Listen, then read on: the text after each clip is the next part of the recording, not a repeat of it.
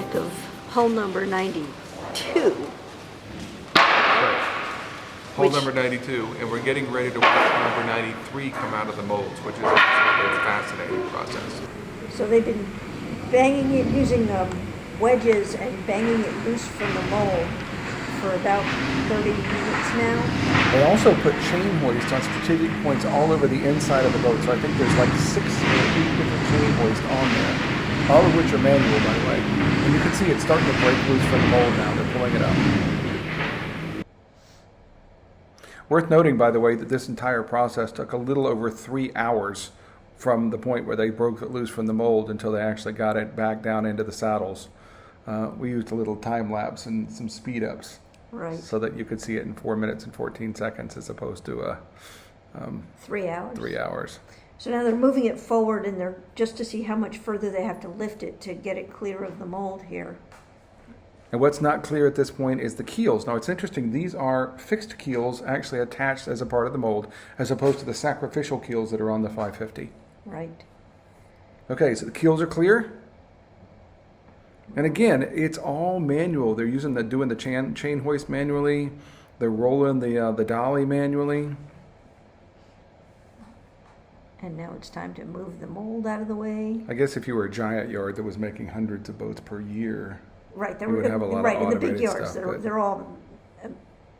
But this is all done by hand, custom Yeah. crafted.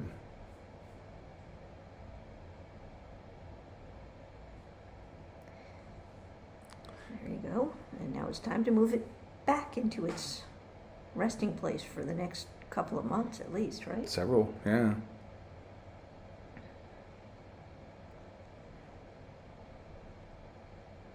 See that guy right in the middle? The one that just stood up and grabbed the chain? He's got an Right. orange shirt on? That's Dwayne. He's one of the master boat builders, and he's actually in charge of this whole process. It is a bit nerve-wracking, by the way. That is a huge boat. And It's 50 feet long, 25 feet wide, And it's 18 feet in the air. 18 feet in the air. And they're all just wandering around underneath it. Right. Very, very nerve-wracking as they lower it unevenly. Zeke. Oh, yeah. But it's a strong, it's good. It's very strong. I mean, it's got to be able to take the waves in the ocean and Right. everything. But Right. mind you, it doesn't have all the bulkheads in. It's got a lot of the bulkheads, but not all the bulkheads. And it certainly and the doesn't have decking would the stabilize deck. it, right? Yeah. Cabin roof deck combination. Now, that's not laid up yet. I saw the molds for it. They said it'll take about 3 months to get it laid up and ready to go. Right. Are we going to make a video when they put the top on it? In March? If we're here. Okay, well, we'll be here. Okay, there's the saddles. They're getting ready to set it down into the saddles. And you know, they make these saddles, these stands from the same materials as the boat. So they're all fiberglass and foam core and then That's interesting. resin outside to make them hard. I think that these have been used before. Yeah. I saw them sanding one in between my Yeah, photos. you're going to want to scratch that beautiful gel coat.